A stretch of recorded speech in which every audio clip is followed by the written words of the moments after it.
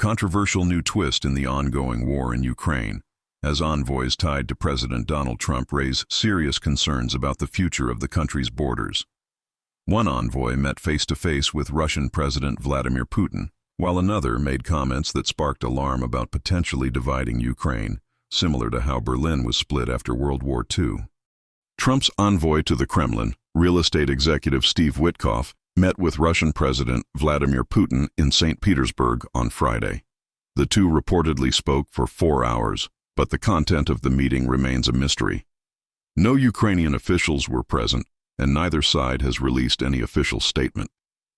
After the meeting, Witkoff flew to Oman for additional talks with Iran. President Trump, posting on Truth Social, urged Russia to get moving on a ceasefire, calling the war terrible and senseless, and claiming it would never have happened if he were in office. Meanwhile, another Trump-appointed figure, retired Lieutenant General Keith Kellogg, ignited outrage with comments published in the Times of London. Kellogg suggested Ukraine might end up divided like Berlin after W2, with Western allies such as Britain and France possibly stationed west of the Dnieper River. Russian forces, he said, could remain in the eastern territories they currently occupy, separated by a demilitarized zone. The Dnieper River, which cuts through Ukraine, could become a dividing line in this scenario, an idea that Kiev is likely to fiercely oppose.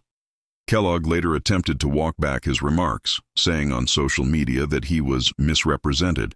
He clarified that he was discussing zones of responsibility for a resilience force, not the partitioning of Ukraine. President Zelensky has been consistent. Ukraine will not accept any deal that involves ceding territory to Russia. Ukrainian officials fear that any talk of zones legitimizes Russia's control over occupied regions.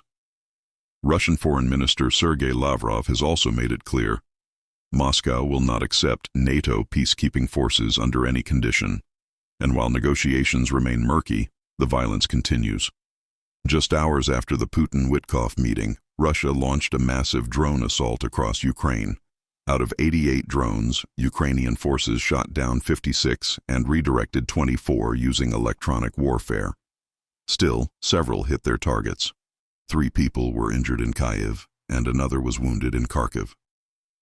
Back in February, former Defense Secretary Pete Hegseth also cast doubt on Ukraine regaining its pre-2014 borders, the year Russia annexed Crimea.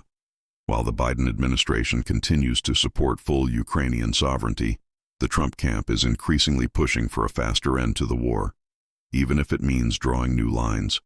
The suggestion of splitting Ukraine, even symbolically, is bound to escalate tensions, both within Ukraine and across the international community. One thing is clear: the path to peace remains as complicated and fragile as ever.